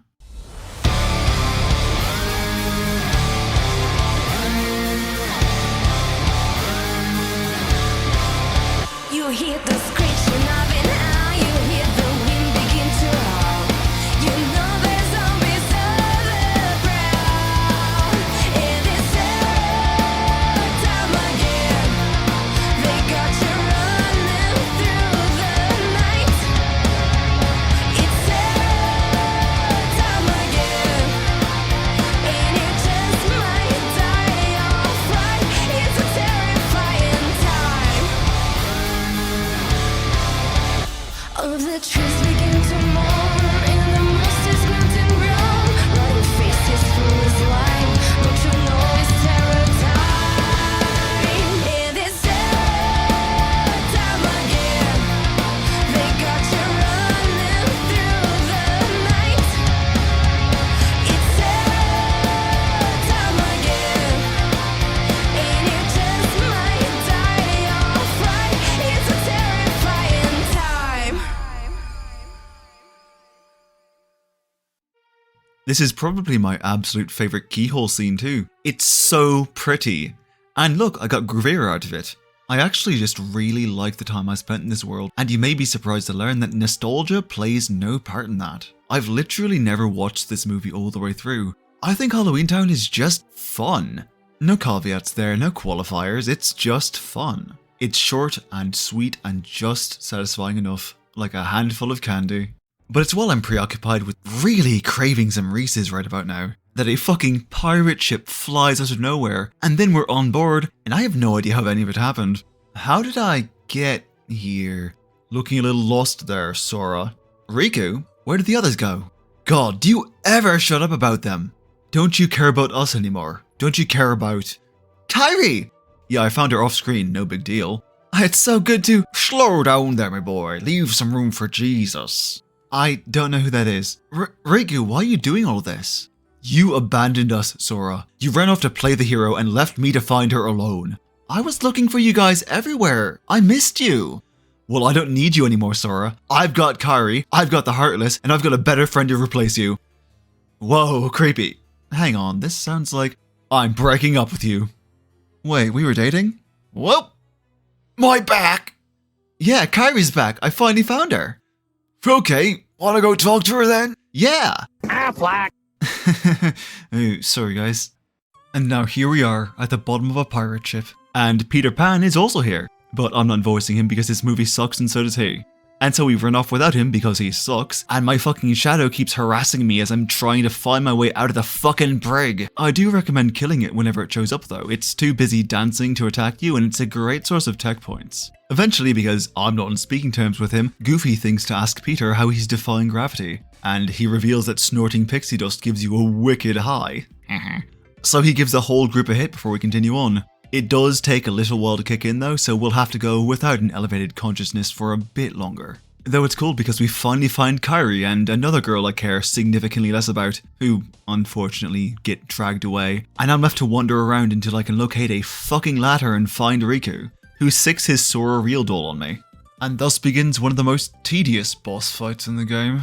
Gotta be honest, I've got nothing funny for this fight. It's annoying as fuck and takes way too long, so we'll just skip to the end where I win and banish it back to the factory whence it came. I'm expecting a written apology from Riku for using Sora's likeness without permission though, I swear to fucking god. Oh, and Peter fucks off with Wendy. Good, he will not be missed. And you might think I spoke too soon since Captain Hook immediately holds Tinkerbell hostage to force Sora to walk the plank, but honestly I'd prefer death to hearing his shrill ass voice again. But none of that matters now because the pixie dust finally kicked in and I can fucking fly. And Hook cannot bring me down. I'm through accepting limits, cause someone says they're so. Some things I cannot change, but till I try, I'll never know. Too long I've been afraid of losing love, I guess I've lost. Well, if that's love, it comes at much too high a cost. I'm soon defying gravity. I'm way up defying gravity. Kiss me goodbye, I'm defying gravity. 'Cause you won't bring me down. I'm not sorry.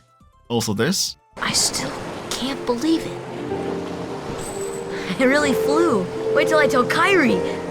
I wonder if she'll believe me. Probably not. You can bring her to Neverland sometime. Then she can try it herself. If you believe, you can do anything, right? I'll find Kairi. I know I will. There's so much I want to tell her about flying, the pirates, and everything else that's happened. This is precious. Sora is the most valid boy, I love him so much. And once I fix the clock, because nobody else in this goddamn game can do anything at all, I get the ability to summon Tinkerbell, which is the single most broken power in this entire game. No, I am not joking. But we'll put a pin in that for now because it's finally time to leave the Disney worlds behind and confront the plot. We're off to Hollow Bastion. Right after I win the Hercules Cup. Yes, I know it's optional, but I want to go rub my glory in Phil's fat face. Also, I need the Yellow Trinity to get one of the arrow upgrades, and I'm not facing the final boss without it, so let's just montage it and then we'll be on our way. Bless my soul, hope was on a roll. Person in the week in every Greek opinion pole. What a pro! A her kiss of a show. On him at a monster when you're talking in sorrow.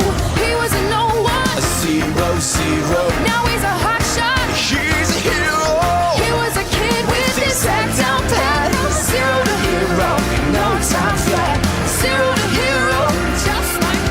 And of course, we need to make one last quick pit stop in Travis Town to have Sid install a new navigation gummy because, well, Nomura needed a place to put the Kairi cutscene and he already established Navi-G pieces as a thing, so might as well. And look, you get to see little baby Kairi. Isn't she cute? Yay, story time! What story are you telling me today, Grandma?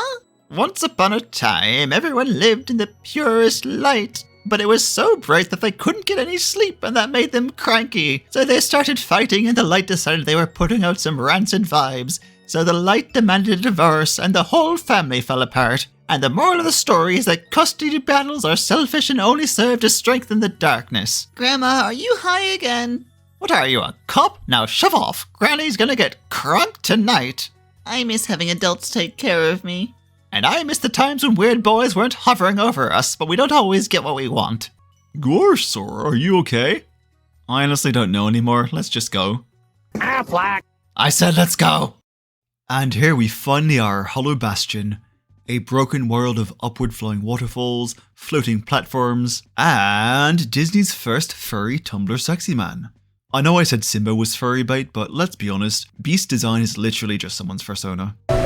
No vessel, no help from the Heartless. So tell me, how'd you get here? I simply believed. Nothing more to it. Okay, am I the only person who has to use a fucking gummy ship? I had to sit through one of the most tedious gauntlets in the entire game to get to this light-forsaken world, and Furrybait over here traversed the cold vacuum of space by fucking believing hard enough? Fuck this game and fuck you too, Beast. And then Riku self-defenses the fuck out of Beast, and Sora's like, stop picking on that innocent furry, and Riku's like, nah, he deserved it. Also, I'm taking your key and your friends. Have fun playing with your wood, you heartbreaker. And Donald's like, Black. And my friends abandoned me. And then I team up with Beast because something hearts, something to thine own self be true. And you know, I actually quite like this part of the game from a theming standpoint. Sora's facing his darkest hour and has had the symbol of his strength taken away from him, which leaves you as the player super depowered and comparatively helpless, as you can't actually injure the Heartless with your pathetic, impotent toy sword, and even your magic is weaker. And where before you were the strong one, carrying your team by virtue of being the only competent person in any given room, you're now the one who has to be carried by Beast. It's essentially a reverse escort quest. Very bold choice, Nomura, I approve. And Beast does carry you, by the way. You can just stand back and watch as he lays waste to the Heartless forces with his bare hands, protecting you like the delicate flower you've been reduced to as he slaughters enemies, bashes through walls to facilitate exploration, and keeps you safe and warm all the way through this cold, dingy castle. God help me, but I'm starting to see what the furries were on about with him. I don't find him sexy like some people I could mention, but I wouldn't mind a nice tight hug from the fuzzy bastard as he rumbles to me about how everything's going to be alright. Like a teddy bear with a body count. Yes, I am still single and lonely, what of it? And while I'm off solving all the puzzles required to open the front fucking door and probably inspiring a fanfic or two, Maleficent is off in the trophy room / hostage chamber going, okay MacGuffins, do your MacGuffining, and kickstarts the third act of the plot, which means I get to talk to Riku again, and if you know anything about this game or anything about Nomura's writing, then you know that shit's about to get fucky. Riku lures Beast away with a cat toy or something, and then dons a Twizzler suit, which means it's too late to save him and he's been lost to the dark side, and I'm officially better than him and have earned the Keyblade back by the international rule of fuck you, you edgy bitch. What, it's a real law? Don't look it up, just trust me. What? How? What the fuck is happening? Riku, I'm sorry I hurt your feelings. You're my best friend and I love you. But I'm also fed up with your dark, edgy bullshit. So now I'm gonna kick your ass up between your ears. Not if I kick yours first. And then I kick his ass because it's been all day with this kid and I'm not fucking around anymore. Look, I like Riku. He's a good character and his arc over the series is really good. But in this game, he has been nothing but a nuisance. So I've been really looking forward to this. So Riku runs off to cry because I literally knocked the edgy out of him and I've got my team back. And because I'm so nice, I won't hold the fact that they abandoned me over their heads forever, but there will be some dirty fucking looks in the locker room, I can tell you that much. And from here we move on to the library, which requires you to find and match the books to their proper sections to move the bookcases. So Dante's Inferno goes in the self-insert fanfiction section, Calvin and Hobbes goes in the timeless classics section, and Harry Potter goes in the garbage chute where it belongs. And once everything's in its proper place, you can unlock the door and then solve a few more puzzles to collect pieces of a Heartless Emblem relief that act as a key to the locked door. What Resident Evil bullshit is this? Whatever, it's really not that hard. So I guess let's just put these where they belong and... Ah, fuck me. Meanwhile, in the hallway of the edgy loser. How could I lose? I should have had him that time. And who the hell are you? I don't... What do you say? Speak the fuck up. Darkness. Darkness, you say? Darkness. We now return you to the protagonist. So many heartless. Fuck. Okay, so now that's cleaned up and we can move the fuck on. What was up with that? And what the fuck was that? Whatever, it's time to move on. And Hello Bastion is notoriously simple to navigate. All you have to do to progress is run up to the lift stop, use gravity and the Guardian because I don't have time for it, change the platform track, run outside and get assaulted by wyverns, glide around like an idiot because I forgot the way forward, call the big platform, wait for 2 hours because it's in no fucking hurry to get anywhere, fight the Heartless that interrupt your only moment of peace and quiet, fight the Heartless outside of the lift stop, lower the block, run inside, get interrupted by more Heartless, run outside, get attacked by 20 more Heartless, lower the second block so you can jump up them, get ganked by even more wyverns, jump up the stairs and find out you went the wrong way again, run back the right way and get interrupted by a cutscene where an obviously possessed Riku and Maleficent compete to see who can be more ominous before she decides it's time she actually does something besides gaslight a child and be mysterious. And finally, use a cottage inside of the chapel, because if this room doesn't scream boss fight to you after that cutscene, then you've clearly not been paying attention. And oh look, I was right. Sup, bitch? You poor, simple fools. You think you can defeat me? Me, the mistress of all evil! Oh, is that what's up? Well, unfortunately for her, I have Tinkerbell and that means I win. Yeah, so this is where we pull that pin back out, because as I said, Tinkerbell is the single most broken ability in the whole of the game, as she continuously heals your entire party, doesn't time out like other summons do, and only costs 3 MP to summon. This means that, for all of the remaining bosses, if you can summon her and set up Arrow, then it is game over, victory Sora. I'm not kidding, this absolutely breaks the balance of the game. There is no reason she should have been this powerful. How bad is it? It's this bad. Come on!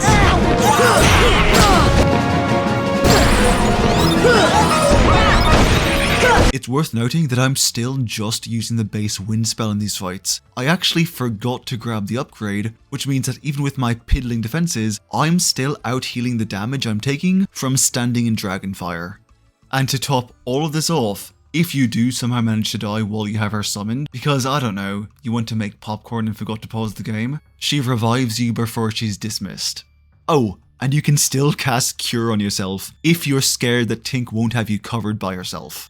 This is why Cure takes up all of your MP in the second and third game, because the way you can just heal spam your way to victory in this game, especially if you have Leaf Bracer, is fucking absurd. So all of this, combined with the fact you can cast gravity on her platform to lock her in place, means that Maleficent literally stands no chance. This is what I love about making a mage build in this game. With proper investment you can just bend the late game bosses over your knee and make them your little whimpering bitches. So I do just that to Maleficent and she portals away. But as I've already said, I'm not fucking around anymore. So I chase her down to finish the job and then Not Riku's like, "What's the cool trick?" and fucking stabs her heart right in its face to unlock her true power or something like that. This is another one of those cutscenes that have been seared into people's memories because of how hard the fight is. But like I've already demonstrated, game over, victory Sora. Tink, wind, smack, no more dragon. And this also gets me the Mushu summon, which I will never use because why would I waste the MP on support fire when I can make myself immortal? How ironic. She was just another puppet after all. What? The Heartless were using Maleficent from the beginning. She failed to notice the darkness in her heart eating away at her. A fitting end for such a fool.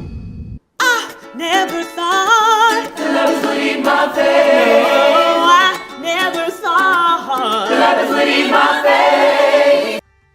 Did you hear that singing? No. Okay then. Right, so I guess I have to give chase, which takes us past the castle and into the hostage showcase room, where the fight is protagonists and also Donald Duck only. Sorry, Goofy. Oh my god, Kairi! Kairi! You can't sleep on the floor, it's bad for your back! That girl will not wake up without her heart. Oh hey, you're here too. So who the hell are you? Because you're sure as shit not Riku. I need the final Princess of Heart to awaken to complete the keyhole. That's not what I asked.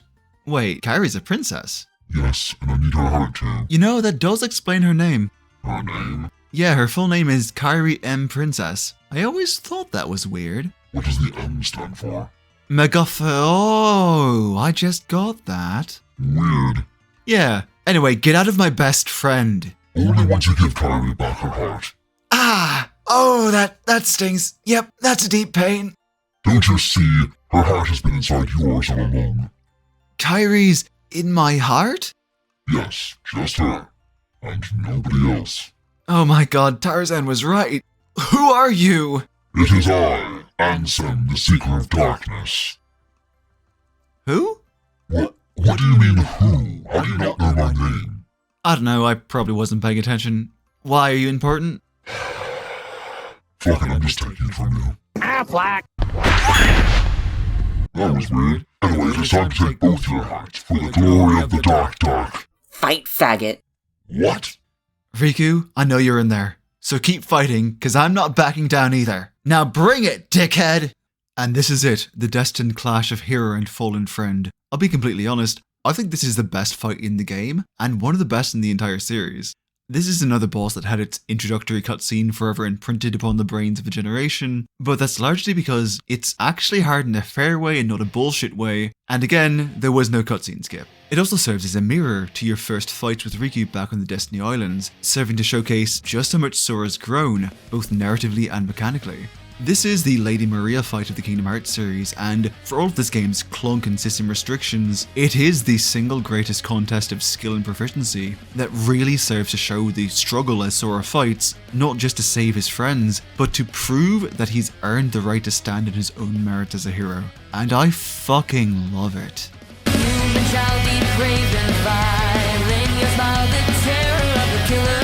When you stand before the mirror, do you still hold your head high? Carved a sentence with a knife, stole the gift that they call life. So now you stand and answer for yourself. Prepare for living hell.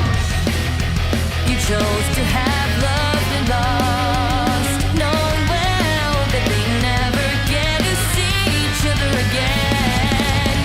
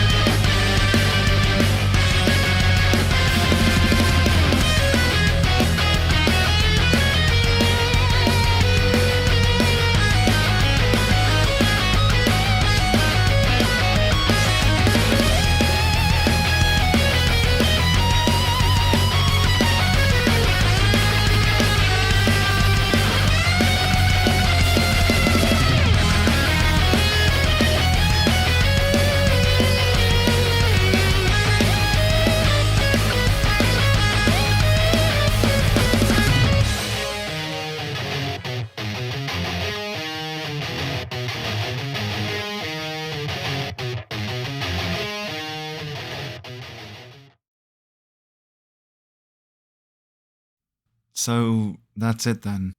There's only one thing to do now. Sora? What are you doing? Take care of Kairi for me. Promise? Black. Sorry, guys. Sorry, Kairi. Sorry, Riku. I know you'll be okay without me. Sora, no!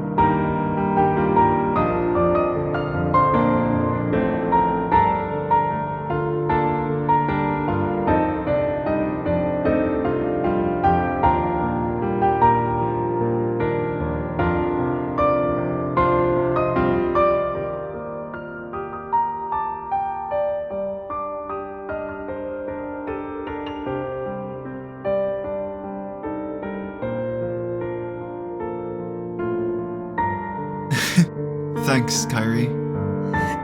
Don't ever do that to me again. Sorry. I promise I'll try not to again. Why are you still here? Get the fuck out! Sorry, we're going. So you're gonna go back, right? Yeah, kinda gotta. You know what you have to do, right? Go see Sid again? Yup. Fantastic. God damn it, okay. So we go back to Sid, again, and tell him we need to get back to Hollow Bastion, and apparently we can't just go back the normal way because the flood of Heartless coming from the keyhole would demolish us. But he has a special navigation gummy that will allow us to sneak around the back and infiltrate all stealthy-like. So we have to run down to the waterway to retrieve it, which I honestly think is just an excuse to get Sora and Kairi in a cutscene that's honestly very cute, but also basically just amounts to... I'm glad you're not dead. I'm glad you're not dead too, and now that I'm not dead, our hearts are connected and we can save Riku. Yay. But you can't come because you'll get in the way. Boo. But it's okay because we're connected and I'm gonna save Riku. Yay. And take my lucky charm and beat a bunch of Heartless to death with it. Will do! Which is how we get the Oathkeeper, which is, aesthetically speaking, the best Keyblade. And meanwhile, Riku's lost in the darkness and hearing voices, but I'm sure he's fine. By the way, Kairi, how did you turn me back? Somehow? Oh, okay? Look, Sora, I don't know, and it kinda doesn't matter. Now go suffer through another gummy mission. But those suck! Now, faggot. And that's why we're here again. I didn't ask. Good, let's go get your girlfriend and my boyfriend back. I thought he broke up with you. And I didn't know we were dating in the first place, but he's not allowed to break up with me over boss fight. Let's go. Hey Belle, what's up? Every second we spend in this place is an unending torment. The darkness claws at our very souls, threatening to tear us apart from the inside out, but we've no choice but to endure it. For we are the last bulwark against an all-consuming tide of shadow that would rend reality itself asunder. Oh, I'm sorry to hear that. I brought Beast to see you. Oh, hello my fuzzy heartthrob. Are you here to help ease the pain being carved into my metaphysical being even as we speak? Yes? Wonderful. Read a book to me and I'll make some tea while we wait for Sora to save the world. Yes dear. Endless torment, Sora. Okay, I'm going. Alice, you're okay. The darkness tears at the fraying edges of my sanity. I'm going. Thank you, Sora. Lovely to see you again. Jeez, women can be so scary. Okay, what seems to be the...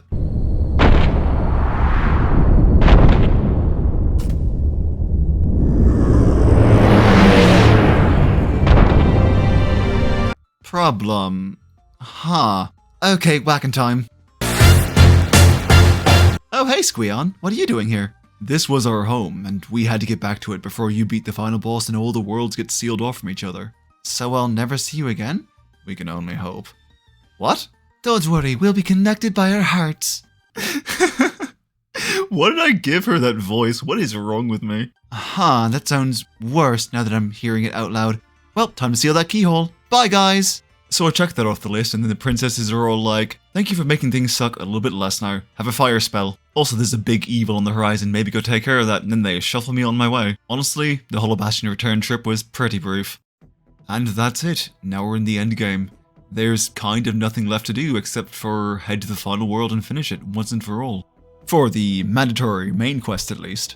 Which is something I'm going to completely ignore for a while and take care of a few last minute side quests. If you thought I wasn't going to, then you haven't come to know me very well. So that means collecting all the Dalmatian puppies to get Arawaga.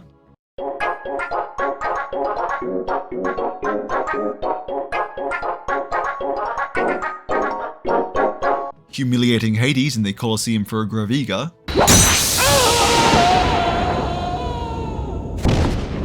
Running back to Hollow Bastion to have a friendly chat with Aerith. Hey, did you know that Maleficent was collecting all of the Ansem parts? Aerith, I do not know, nor have I ever, given a shit about Ansem or his reports. Now give me Kiraga, or I'll have Goofy do a dynamic reading of a Cloud X Leon smutfic. Yay! Bullying people works! And finally, returning all the torn pages to Pooh's book, which I just realised I never actually talked about. That's okay, we'll just do it now. Pooh's Storybook is a little mini world where you get to hang out with Winnie the Pooh and play minigames. And given it's Winnie the freaking Pooh, it's obviously very lighthearted and... Hi there. What's wrong? Nothing. Just thinking. Oh. I was thinking of how to say goodbye to Pooh. Oh. Oh, hello, Sora. Have you come to say goodbye to Pooh, too? Oh. Well, no. Why would I do that? We've only just met. Because everyone's gone away. Oh, God. What do you mean? Well, we all lived here in the 100-acre wood, and we'd take walks together, or play Pooh sticks. And every day, I'd eat some honey. Just one small smackerel would taste very good right now. But now, everyone is gone. All my friends, and my favorite honey tree, too. Everyone must have gone away while I was napping, I think. Oh, my heart. Okay, so I'm sure by this point in the video, you're expecting some kind of sarcasm or quip or rant about how annoying the minigames are, and how frustrating it is to be stuck with Pooh for a while like this, but, well, I can't do that. I can't even pretend to shake my fist at Winnie the Pooh, even for the sake of comedy. I love him too much and I want him to be happy. And honestly, the minigames are fine. They've been made a lot more manageable thanks to the implementation of reaction commands, and finishing each one sees Pooh reunited with a friend and then you get a reward. I actually recommend doing them as you find the pages instead of waiting till the end game like I did, because some of the rewards are really good, like one of the stop spell upgrades and an XP boosting accessory. So if you don't want to have to farm the synthesis materials, this is a good place to get it. And you get to hang out with Winnie the Pooh, which is delightful. I've got no complaints. I unironically love Pooh's storybook. And now that my heart is full and my magic is peak, it's time to face the final world. What about the Phantom, Raiden? Don't you need to beat that for Stopka? No, fuck that. The Phantom fight sucks. It requires you to essentially ditch whatever playstyle you've been enjoying and hyperspec into magic. And even then it still sucks a fat one. I built Sora around using magic and I would still find it tedious, annoying, and no fun. And I don't want to deal with all of that for the upgrade to a spell that I barely use in the first place, so we're moving on. And now that all my side business is done, I can at last deal with the final gummy mission, which is just the fucking worst. It's still too slow, but now there are too many ships too. It's awful. It's also the first and only time I've died to a gummy mission in this game, because the difficulty spiked so hard for the final 2 missions that it could poke God in the eye. And this one is the absolute nadir of it. It sucks, and I hate it, so let's move on to the end of the world. Well, it's about damn time. People have been predicting it for what, 10,000 years now? No, that's just the name of the place. Apparently it's made from the remains of all the worlds the Heartless destroyed, which is metal as fuck. And also...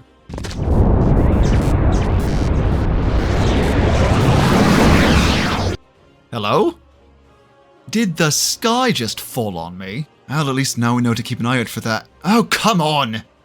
That was absolutely uncalled for a game. Now stop with the fuck! Dude, I've already killed you twice. Stop fucking bothering me. How many of these jump scare encounters do I have to fucking... Okay, seriously now. This needs to... Motherfuck! Oh, there is to be no end to my fucking torment, is there? Oh my god, I hate this place. It's nothing but being jumped in dark alleyways by scripted encounters and then fighting your way through copies of every single place you've been. It's like this whole world only exists to waste my goddamn time. And if I see one more fucking behemoth, I'm going to fly to Japan and shove the disc up Nomura's ass. Now can we please get somewhere with all of this?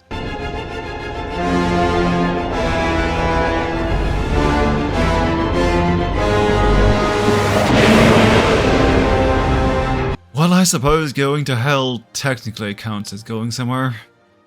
Fuck it, let's kill Satan.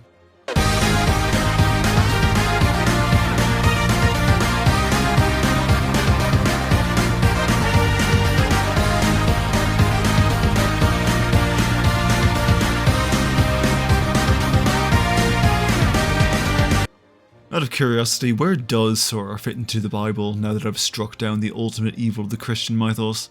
You know what? I'll figure it out in my own time. Just gotta get through one more stupidly padded gauntlet of enemies.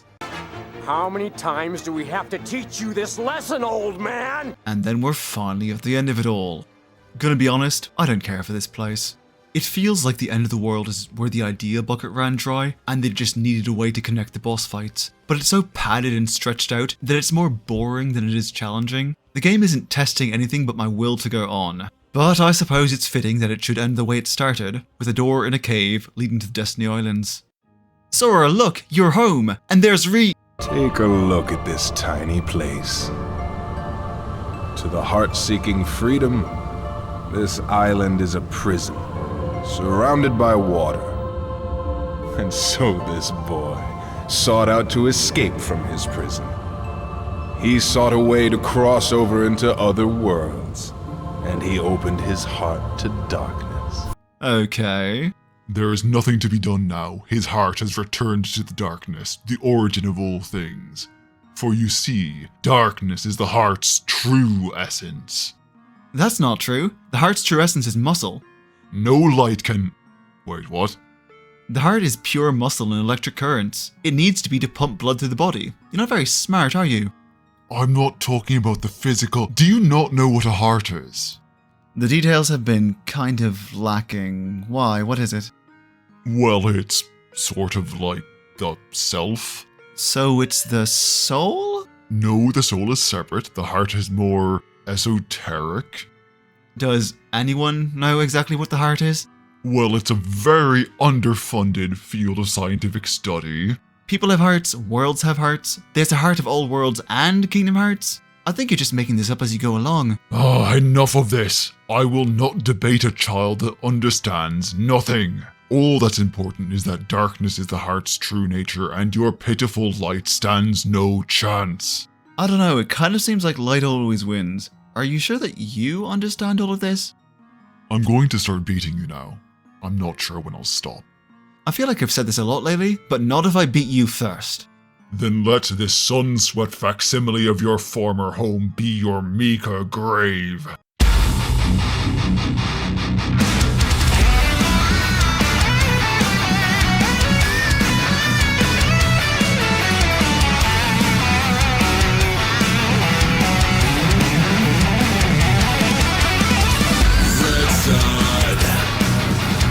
Red sun over paradise. Red sun.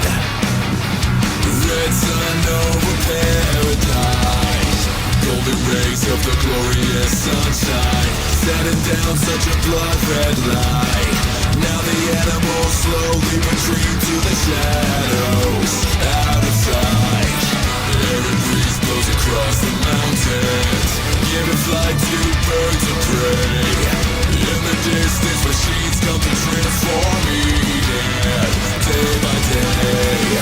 I'm fucking invincible! With us now, something warm and pure. Find a peace within ourselves, no need for a cure. When the wind is slow and the fire is high, the vulture waits to see what rots. Oh, how pretty, all the scenery, this is nature's sacrifice. When the air blows through with a brisk attack, the red top veil ripped from its back. When the sun sets, we will not forget the red sun over paradise. Red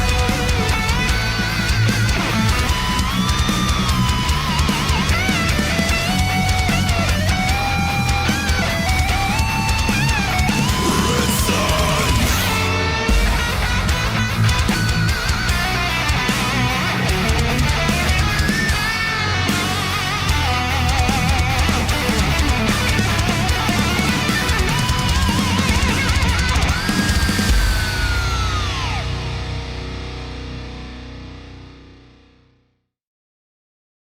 That's enough.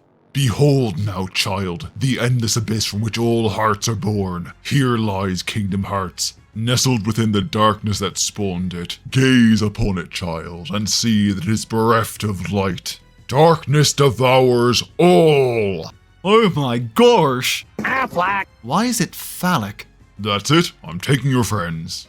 Oh shit! Come on, Zora, you're not giving up already, are you?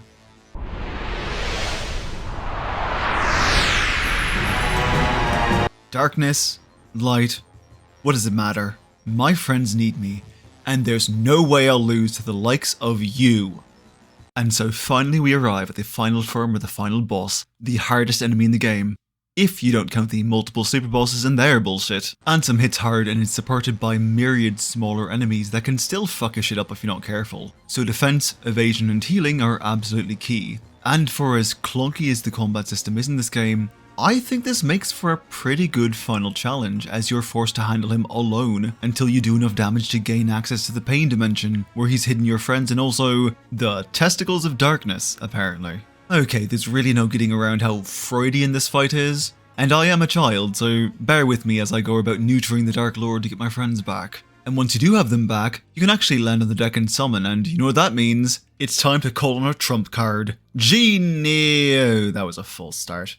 I can just dismiss him and summon the right one, don't worry. Now it's game over, Victory Sora. Come on then, jackass. I blew up your boat, dick. I'll blow you up too.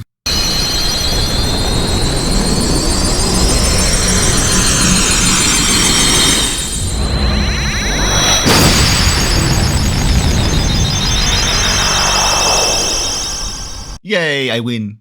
It is futile. Oh no, he's completely invincible. We have no way of stopping him. Except, you know, the obvious thing. Kingdom Hearts is light.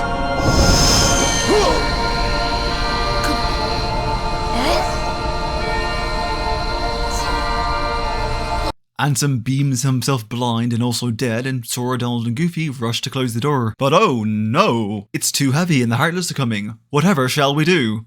Don't worry, I got you, Sora. Riku! Oh, and I'm here too! Is that supposed to be? I honestly don't know, he's just been following me through the darkness. Well, that's the king, Sora. We can trust him. But Riku will be trapped! Don't worry, I'll find you again. Just keep yourselves safe, okay? Okay, but you'd better come back to me. I will, Sora. I promise. Don't worry, I'll take good care of him. Sora, I take it back. Don't leave me alone with him. Well, fuck. Whoa, things getting weird. Hang on, Kairi, what are you doing here? Did the Heartless get you again? Get real, Sora. Whoa, too real. Oh, good, you see it too. I thought I was high again. But don't worry, I'll come back to you. I swear, I'll see you in the next game. Better, or I'm gonna kick your ass. I'll miss you, Sora. You better come back. It's a promise, Kairi. There's something beautiful, I think, in the sincerity of this game, and indeed in this whole series. It presents itself as it is and simply asks that you sit down and enjoy it. To take a load off and get lost in the majesty of an honestly kind of dumb story about good versus evil and the power of friendship overcoming the edgy darkness. And I honestly love it for that. I love it with all my heart. And as we watch Sora, Donald and Goofy run across the grassy hills in search of their next adventure, I find myself pondering one simple, profound truth. I desperately need to get more people to help me voice the next video. Thank you for watching, and an extra big thanks to my generous patrons for helping to keep the lights on while I work on what is ultimately probably going to be the shortest video in this monstrous undertaking of a passion project I've dedicated the next who fucking knows how long to.